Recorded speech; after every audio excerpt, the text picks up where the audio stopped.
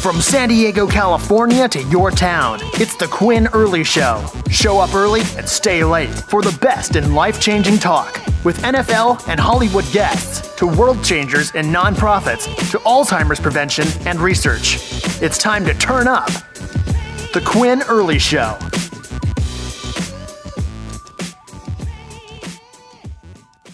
Okay, Denise O'Brien, welcome to the Quinn Early Show. It's great to have you here today. It's an honor and a privilege. It's so great to meet you today. First, let me start by giving you Don't tell me. I thought I had to wait till Saturday to the book signing. No. I get my own. That is your copy. Thank you. You're very welcome. Thank you. I'm gonna cry. I'm gonna start reading it today. I'm so inspired by your story, and I want to join you in your movement and what you're doing. I've been already doing it, but I didn't have anybody to do it with. Well, absolutely. I'd more than love to have you be a part of it. You know, and as most of you know, that my mother was diagnosed with Alzheimer's in 2008 and passed away in 2013. And she wanted me to have her book published. That's about the time my dad got diagnosed. Yeah. Can you tell me a little bit about that? Well, yes, I can. You know, we think my name's Denise O'Brien, and I grew up in Northern California in Silicon Valley, and my dad was a contractor, and he was also a really, really well-known football player in high school. Oh, okay. Great. He was like everything, you know, and back in those days they didn't wear helmets, you know, just the little like leather, like pilot kind of helmet. Right. We think that that's what caused my dad's Alzheimer's, because he was the strongest, hardest, toughest guy. And about 4 or 5 years ago, he just started having a lot of memory issues, like, you know, and he started having fainting issues, and he ended up getting a pacemaker put in, then he had back surgery. He's a skin cancer survivor, he's a prostate cancer survivor, so we don't know, but all of a sudden it was like we had this vivacious, outgoing, wonderful father who just all of a sudden we had to take his keys away from him. Right. That was one of the hardest things, and then from there it went to the 4 siblings, you know, rotating a week to take care of him. And then, you know, I actually gave up my whole life in Southern California to actually go up and move up and take care of him with my mother. My mother is actually a hospice nurse, but she just can't take care of her own husband the way she took care of so many other people. So we recently put him in a home, and he still knows who I am, and I spend lots of time with him. Right. And he goes to an Alzheimer's clinic 4 days a week, you know, 9 to 5, Monday through Friday kind of thing, so our family can get a break.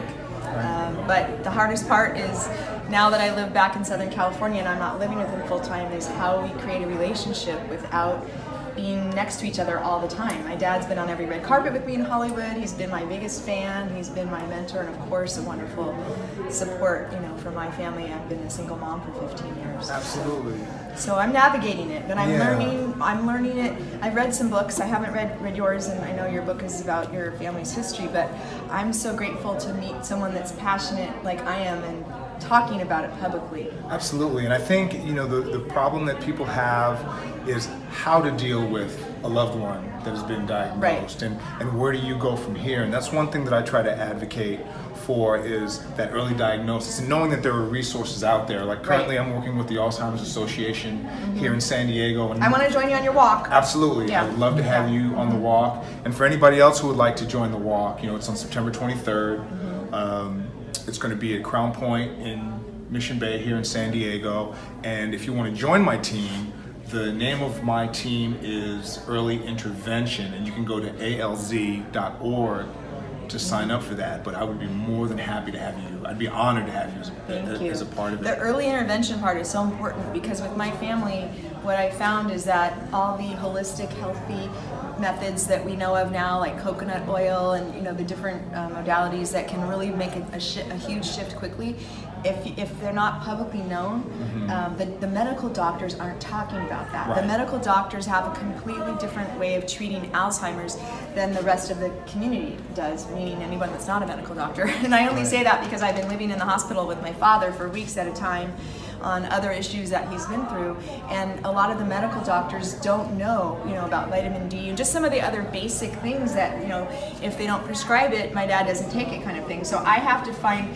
resources, and I choose to find resources of people that give me information. Then I have to bring it back to my family, and then we have to have the 4 siblings and the mom that's a nurse, and, you know, we've tried lion's mane, and, you know, we've done a lot of alternative things that have helped kind of slow it down a little bit. But I agree with you with the early intervention condition, and I'm glad that that's part of the niche of your platform, is because people don't really know what it is in the early stages, and they wait until it's too late. And in my dad's case, you know, there's not a lot we can do because of his heart condition. So his cardiologist was actually the one that was saying we can't have any of these meds. So my dad doesn't have any medication for Alzheimer's. And it's like, oh, sorry, it's too late for you. We'll go find the next person. Absolutely. And knowledge is power, right? So I think it's really important for people to seek out these resources and find out what they can do to help their loved one. You know, and I also want to just let everybody know, too, that, you know, in America right now, there's 5.7 million people living with Alzheimer's. And growing. And it's growing. and unidentified. Those are the ones we've identified. Right, absolutely. Right. So I think it's an important thing, and the more we can do to help it, I think the better people are going to, you know, the better off people are going to be down the road. Well, I'd say 5 years ago when my dad first had Alzheimer's and we didn't know, people weren't really even talking. People didn't even know how to spell Alzheimer's, much less talk about old timers. Yeah, that's right, old timers. And then there's a big myth or kind of a struggle of what's the difference between dementia and Alzheimer's. Right. And so these are all really important questions to ask. And what I was grateful about is that our medical staff with my father, because of all his other health conditions, we had a social worker. Now the social worker's the one who was the one that identified that my father can't keep going from home to home. You know, he'd be at my sister's house for a week, my brother's house for a week, my other brother's house, and they were like, hello, he can't remember, you know, because he couldn't figure out where the bathroom was in each person's house. You know, as it started to progress, we didn't realize, we thought, oh, we're loving him, we're taking care of him.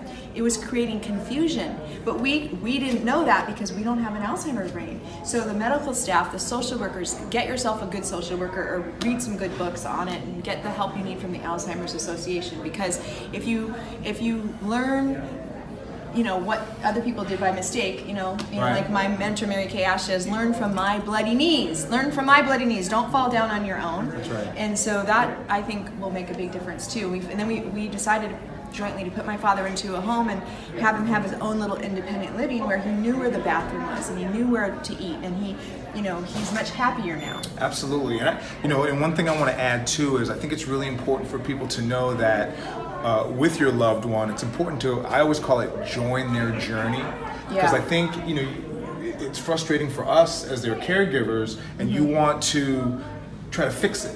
So when they don't remember something correctly and you try to correct them, and that only frustrates them. So as the disease progresses, it's important to join their journey. And I really joined the journey. I took my dad on a cross-country adventure when we knew things were not going very much, well for him.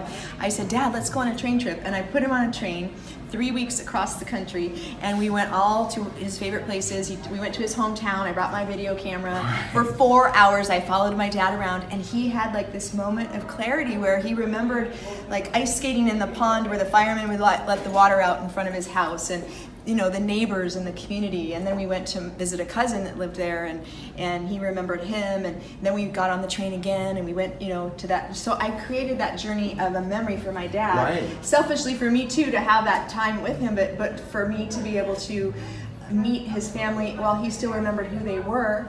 And then I met my cousin, I'm Denise O'Brien. My cousin's Dennis O'Brien. And I've never met him, my own cousin, because whenever he would come to visit, I was away at college. So we went and stayed with him, and now I have a wonderful friendship with my cousin. And my dad doesn't remember who he is, but whenever he calls, I remind Dad, and Dad will talk to him, and then there's something in his memory will click and remember, that's my brother's son. That's phenomenal. And I have all the videos. So my job is now, as the family archivist, is to get some of those videos. And just like I thought of this great idea. I used to create little books when my children were growing up with all their relatives and best friends, and just like a little book with a photo book. This is Auntie this and Uncle that. I'm going to make one for my dad, so when he really is confused, because he's got 11 grandkids now, so he can remember their name with their picture. And I'm going to give it to him as a gift, so that he has that in his room as his memory continues to go away. That is so amazing, and that's what I tell people. It's important to create these memories, because when your loved one is gone, you have the wonderful times that you had with them through their disease of Alzheimer's, instead of just feeling down and sorry for yourself. So I agree with you. So from the stories you're telling me, you're the poster child for having a good time. Well, I'm having a good time, and you know what? We celebrate, with a little toast to Bailey's, and we celebrate every little success that my dad has, and when I have a success or something I want to share, I know, and that's why I gave up my entire life here in Southern California to go move up there, is that I know that my dad, that when he's not with me any of us any longer, that I'll be so blessed to know that I had all this quality time with him. And he doesn't remember it. He'll watch a movie, and as soon as the movie's over, you'll ask him, how was the movie? Great. Well, what was the name of the movie?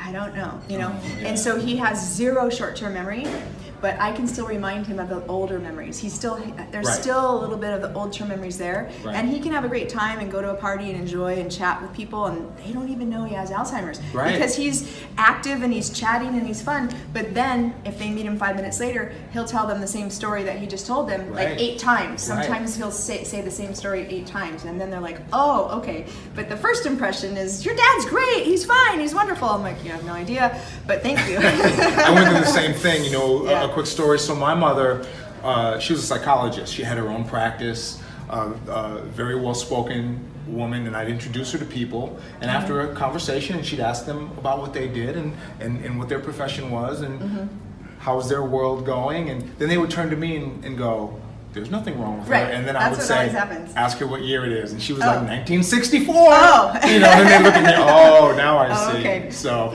so that's just a phenomenal way to be with your loved ones when they're suffering through, Alzheimer's and dementia and stuff like that. So that's a testament to you and your family, and I really appreciate you coming on today. So Denise O'Brien, thanks for coming, and good luck with everything that you do, and bless you and your father and thank you, Quinn. And everything. We're going to bless everybody with this video, because just to give them some inspiration that you can find joy. I'm the Queen of Joy. You can find me everywhere, Queen of Joy. But to find joy in the journey. So you and I, we just met, by the way, an hour ago.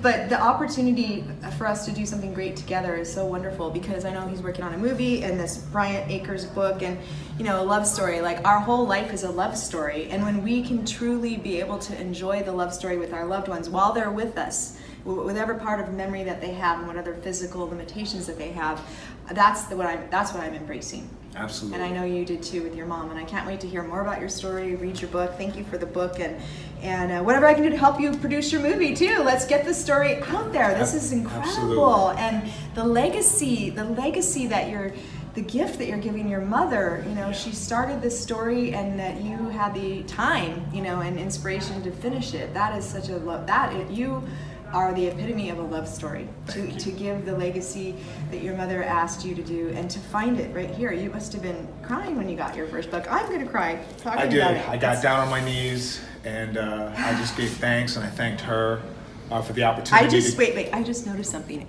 Your name's not even on this book. It's your mother. It's so tiny. You gave your mom all the credit, and you're such a good son. It's her story. Listen to you. Look at you.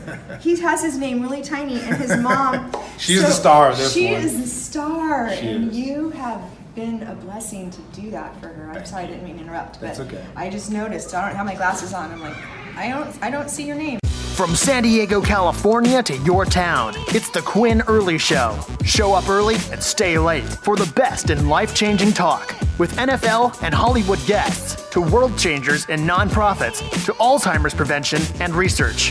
It's time to turn up. The Quinn Early Show.